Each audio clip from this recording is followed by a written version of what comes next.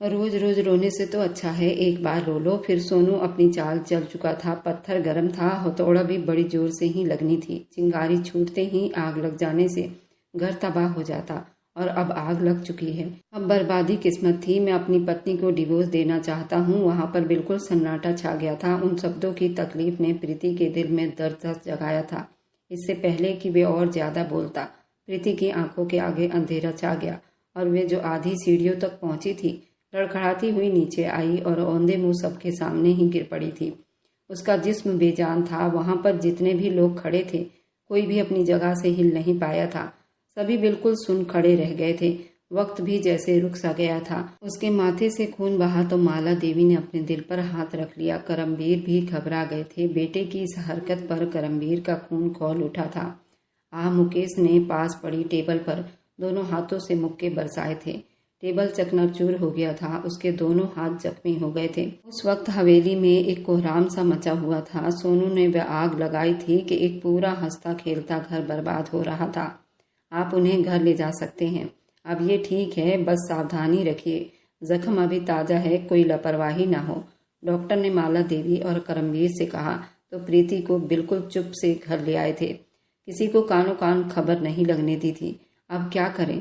रात के करीब 12 बज रहे थे। शाम में जो कुछ हुआ उसके बाद से मुकेश खुद को जख्मी करता प्रीति को अस्पताल पहुंचाने के बाद वहां से चला गया था। माला देवी और विक्रम ने, आराधना ने उसका हॉस्पिटल में ट्रीटमेंट करवाया। वह लोग उसे वापस ले आए थे।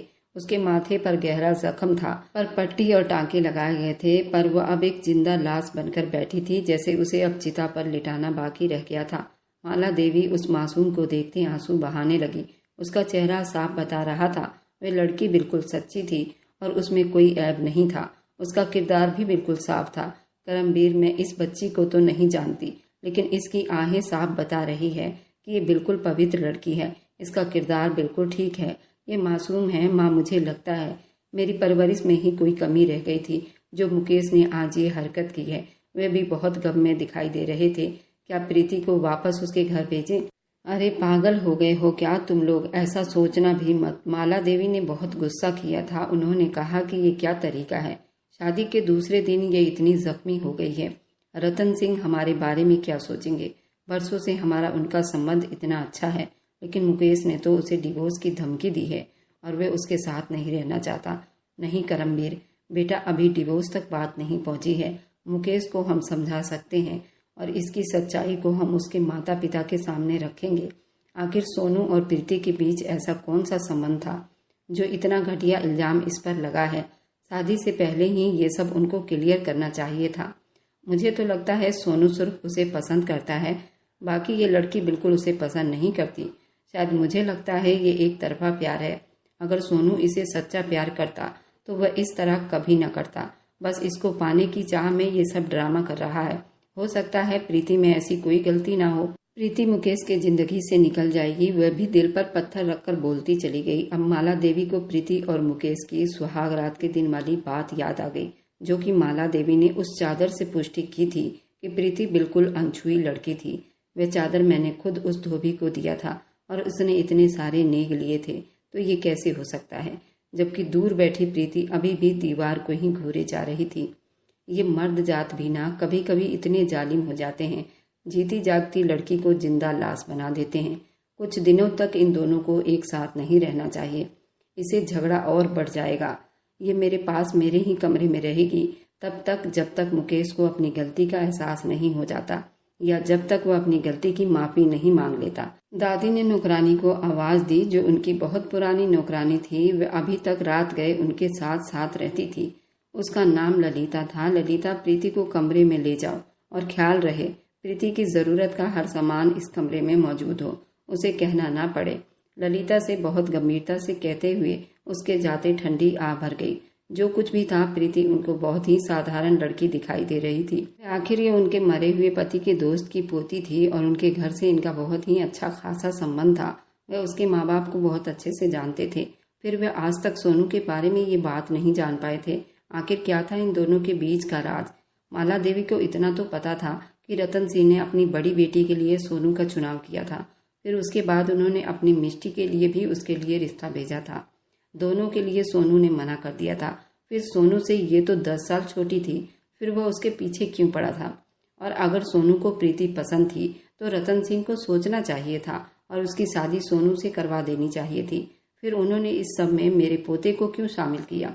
ये सब एक राज था जो दादी के दिमाग में हथौड़े की तरह चल रहा था। अचानक से ही चंदा देवी की आंख खुली तो रतन सिंह भी हड़बड़ाकर उठ बैठे थे। क्या हुआ? चंदा देवी ठीक होना? वह उनको गहरी सांस भरते देखते परेशान हुए थे। रतन सिंह, मेरी बच्ची, मेरी प्रीति, मुझे तो लगता है वह किसी तकलीफ में है।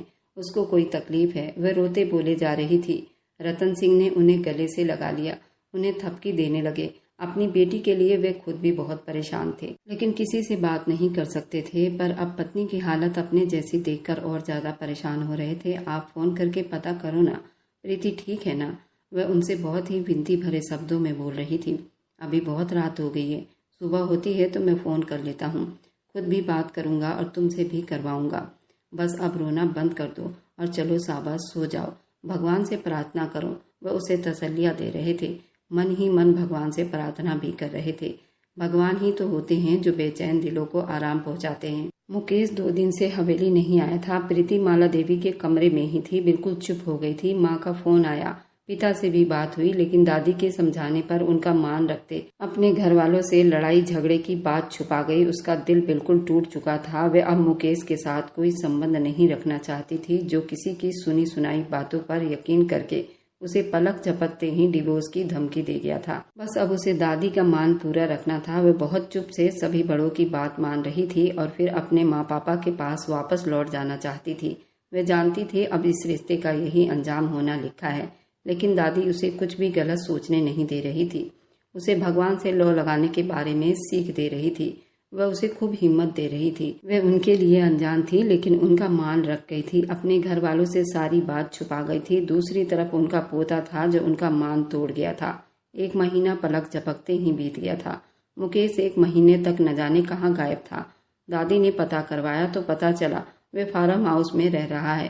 शायद आज वह 1 महीने के बाद घर वापस लौटा था। बहुत ही उजड़ी हालत में था। माला देवी तो पोते को देखते ही रह गई थी। दाढ़ी इतनी बड़ी हुई थी, बाल बिखरे हुए थे, माथे पर अजीब सी लकीरें थीं। अपना कोट हाथ में उठाया हुआ था। टाई की नोट भी ढीली थी। हाथों पर भी जख्मों के निशान थे, जैसे वो उन पर कोई मरहम नहीं लगा रहा था। वह अभी भी उलझा उलझा और बिखरा बिखरा घूम रहा था। वह जैसे ही घर में आया, माला देवी उसे देखकर हैरान रह गई। पोते की यह हालत देखकर उनका दिल जोरों से धड़कने लगा, लेकिन अगले ही पल वह नज़रअंदाज कर गई। मेरे बच्चे मुकेश, ये क्या हाल बना लिया है तुमने? माला देवी की आंखें पोते को इस हाल में देखकर रो पड़ी थी।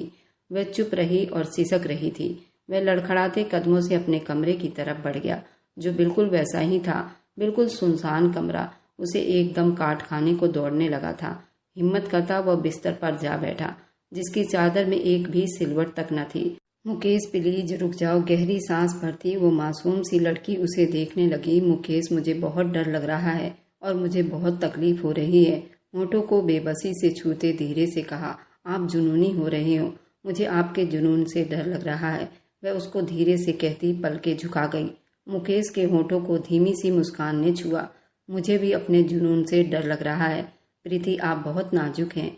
आपकी नाजुकी महसूस करते मैं खुद को किस्मत वाला महसूस कर रहा हूँ।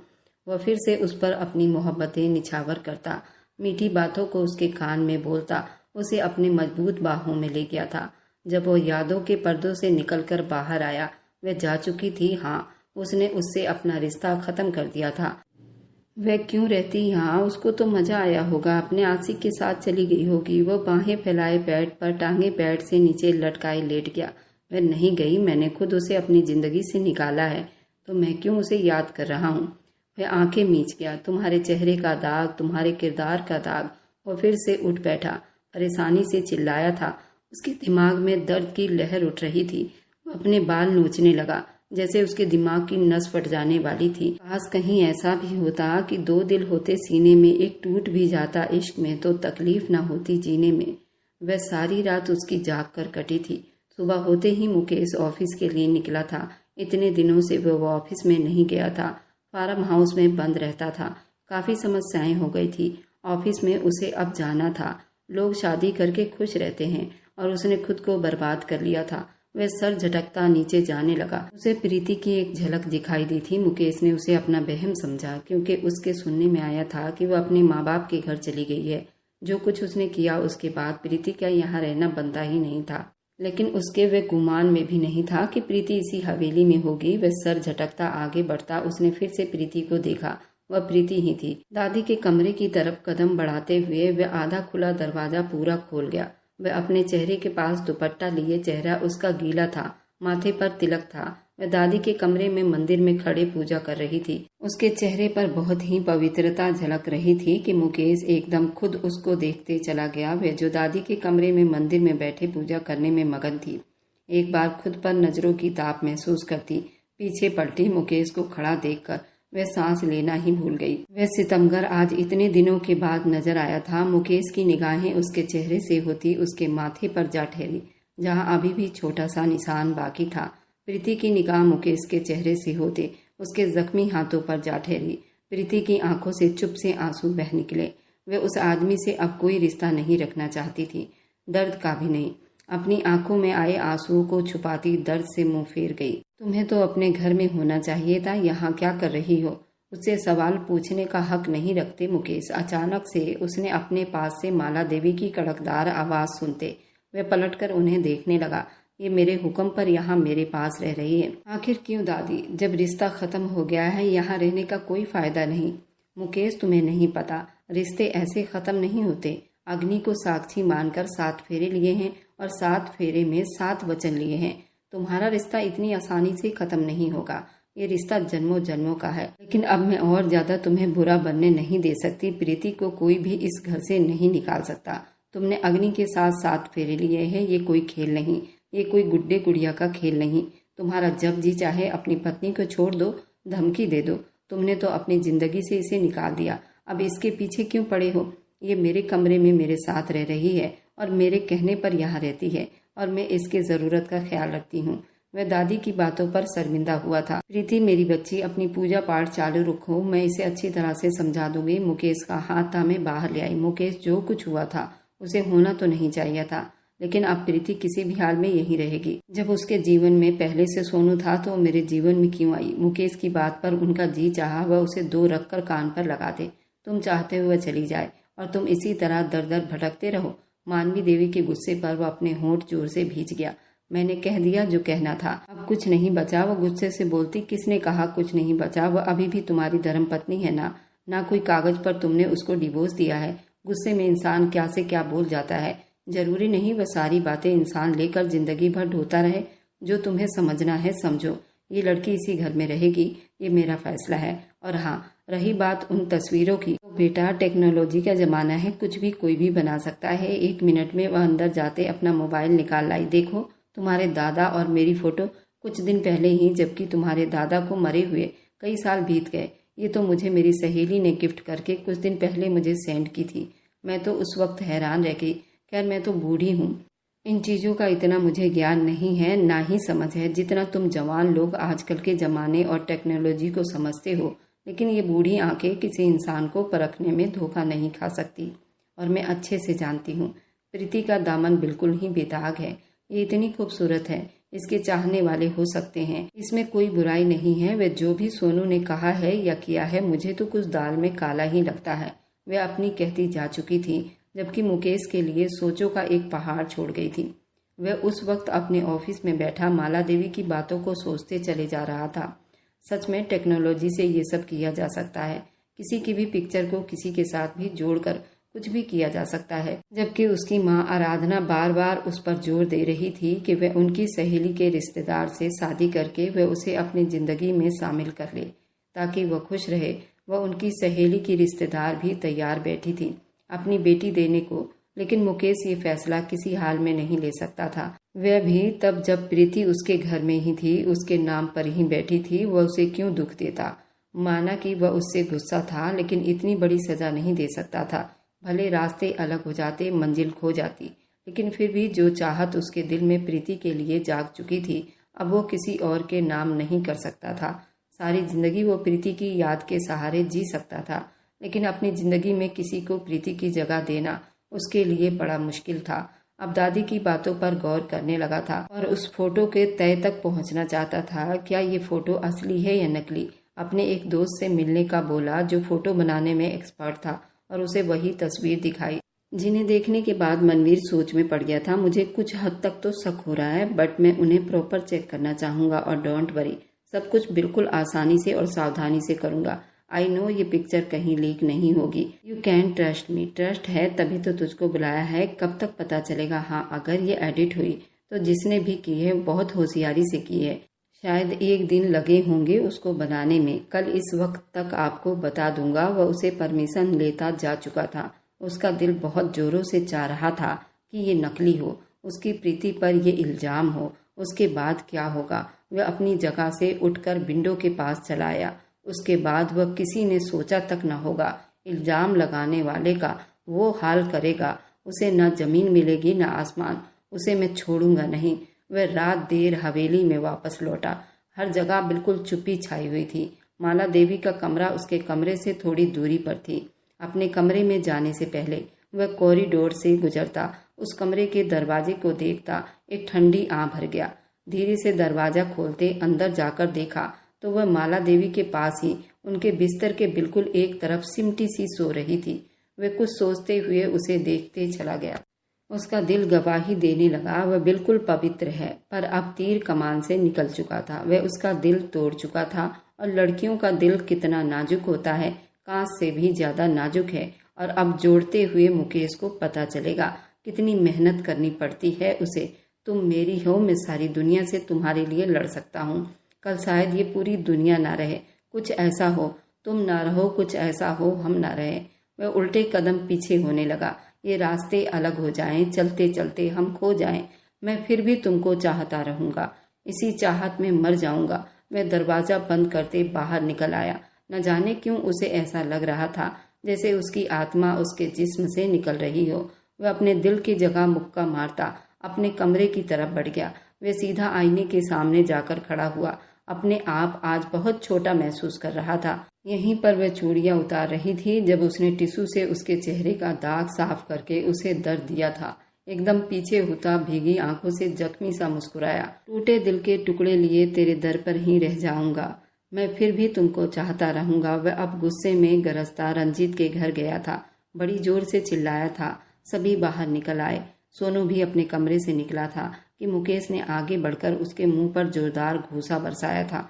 सोनू अचानक इस अफरा तफरी हमले पर हैरान होता उसे देखता चला गया था, लेकिन मुकेश रुका नहीं था।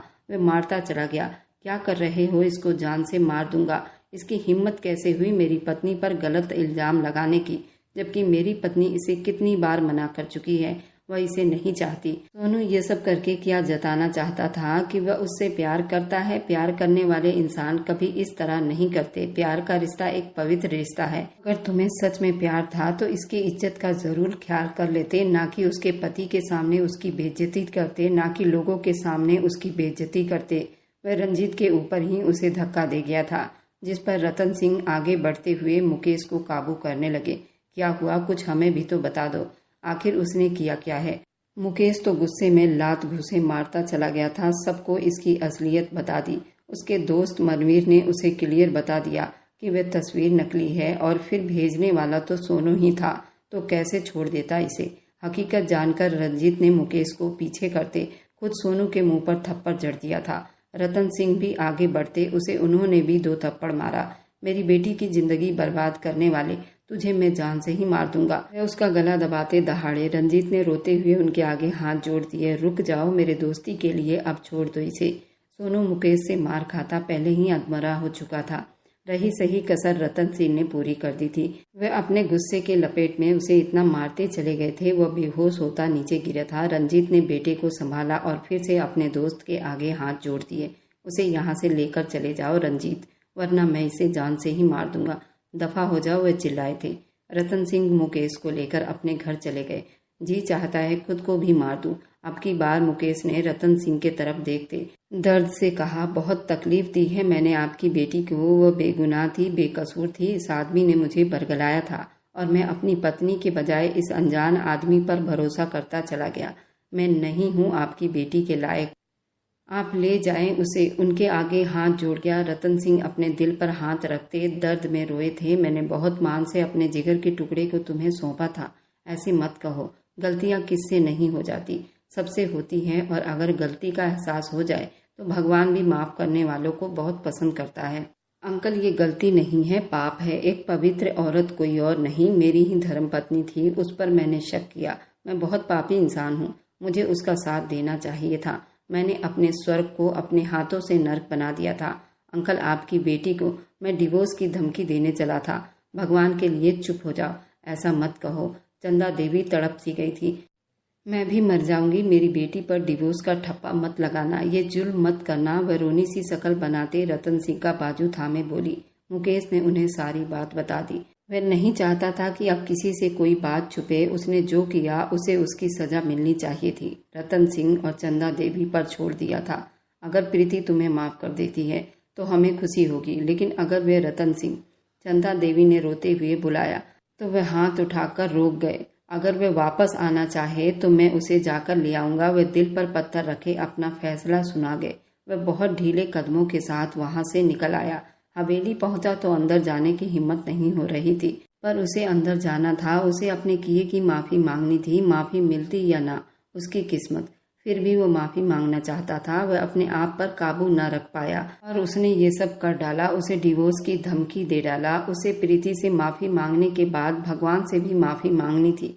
वह दादी के कमरे में आया तो वह फिर से पूजा कर रही थी।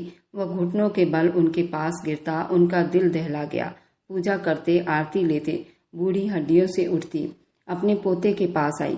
पोते की यह हालत देखते अंदाजा लगाना बड़ा मुश्किल हो गया था। अपने किए पर अब बहुत पछता रहा था। दादी, वो मुझे माफ कर देगी ना? वह रोनी सी शकल बनाकर अब सवाल कर रहा था। माला देवी के दिल पर हथौड़े बरसने लगे थे, जबकि दरवाजे पर खड़ा जिस्म बिल्कुल बर्फ की सिल्ली की तरह सुन पड़ा था। सच्चे दिल से की गई माफी भगवान स्वीकार कर लेता है। उन्होंने उसे बहुत हौसला दिया। दादी, मैं तो पापी इंसान हूँ। अचानक से उसे देखते हुए चौंका, उसकी तरफ बढ़ा। उसे देखकर चुप आंसू बहा रही थी। अब की बार उसके आगे घुटनों के बल झुकता हुआ अपने हाथ उसके पांव पर रखने लगा। प्रीति करंट खाती पीछे हटी। वह फिर से हाथ जोड़ गया।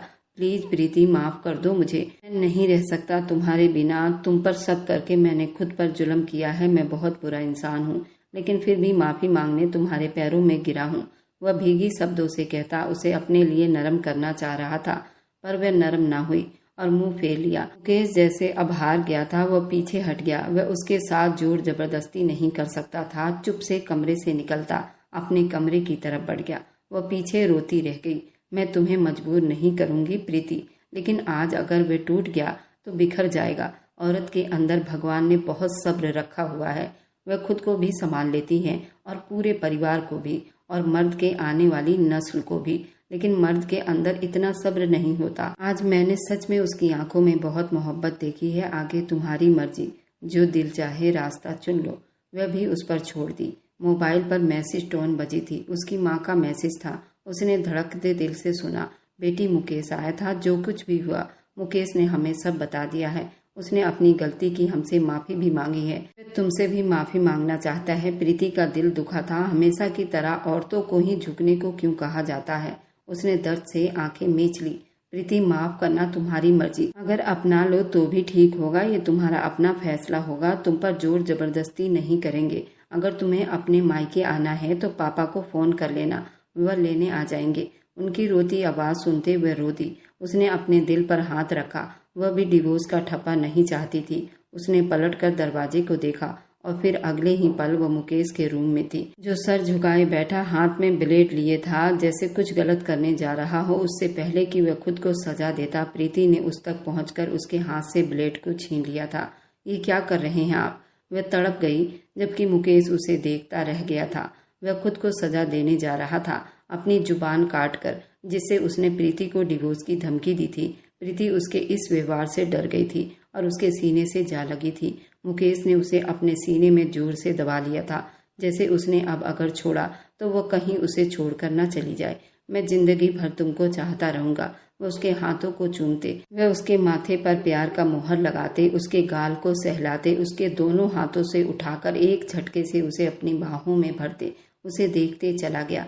प्रीति ने उसके गले के आसपास बाहें फैला ली, उसे लिए बिस्तर पर आता, उसका दुपट्टा एक तरफ रखते उसके होठों पर झुकता 1 इंच के फासले पर रुक गया। आज मैं कसम खाता हूँ तुम्हें कभी तकलीफ दर्द नहीं दूंगा। मेरे लिए तुम अनमोल हो प्रीति। मैं माफी के लायक नहीं हूँ, लेकिन अब अपने व्यवहार से साबित कर दिखाऊंगा कि तुम कितनी मेरे लिए अनमोल हो। मुकेश तुम्हें कितना चाहता है। वह गहरी सांस भरते सारे लाइट ऑफ कर गया और उसके होठों को अपनी पकड़ में लेते प्रीति को सुकून पहुंचा रहा था। प्रीति आंखें बंद कर गई। वह जानती थी ये सब बातें माफी के लायक नहीं थी, लेकिन किसी ने उसके साथ जोर जबरदस्ती नहीं की थी। वह जो चाहे फैसला ले सकती थी, पर उसके दिल पर मुकेश राज कर रहा था। वह अगर आज मुकेश को छोड़ती तो जरूर उसके माँ बाप उससे सारी जिंदगी बैठाकर न रखते, उसकी शादी करने की जरूर सोचते। वो मर ही जाती उसे एक आदमी के प्यार को पाकर। वह किसी और की सेज नहीं सजा सकती थी। अपने दिल के सारे रास्ते खोलकर आज उसने मुकेश को माफ कर दिया। अपने आप एक बार फिर उसके प्यार में खो गई। ये थी मुकेश और प्रीति की सच्ची प्रेम कहानी। ये प्रेम कहानी दोनों तरफ थी, लेकिन सोनू की प्रेम कहानी एक हवस के सिवा कुछ नहीं था, क्योंकि प्रीति बहुत खूबसूरत थी और वह उसे 10 साल छोटी थी। प्रीति ने तो कभी उस नज़र से सोनू को नहीं देखा था, लेकिन सोनू को 2 साल पहले ही वह उसकी खूबसूरती पर मर मिटा था और वह चाहता था कि वह उसको हासिल कर ले, जबकि सबको पता था सोनू किसी और लड़की से मोहब्बत करता था और उस लड़की के लिए वो मर मिटने के लिए भी तैयार था। लेकिन अचानक उसकी नज़र अब प्रीति पर पड़ी थी तो वह उसके लिए भी ऐसा ही जज्बा रख रहा था। तो ये प्यार नहीं कहते, और ये प्यार करने वाले इंसान किसी को बदनाम नहीं करते। और मेरी वीडियो आप लोग जहाँ कहीं से भी देखते हैं, कमेंट में अपने शहर और राज्य का नाम ज़रूर बताइए। मुझे आप लोगों के कमेंट पढ़ने में बहुत आनंद आता है और उन सभी का मैं बहुत बहुत धन्यवाद करना चाहती हूँ। जो लोग मेरी वीडियो को देखते हैं, लाइक करते हैं और शेयर करते हैं। अगर आपको आज की कहानी पसंद आई है तो वीडियो को ज़रूर लाइक कीजिएगा और अपने दोस्तों के साथ शेयर भी कीजिएगा। और हाँ, अगर आपने अभी तक हमारे चैनल को सब्सक्राइब नहीं किया है तो ज़रूर सब्सक्राइब कर लें। मिलते हैं हम अपनी कल की एक और नई दिलचस्प कहानी के साथ। मुझ पर सदा अपना प्यार और स्नेह बनाए रखें। सभी को मेरा प्यार भरा नमस्कार दोस्तों। खुश रहें, स्वस्थ रहें, मस्त रहें।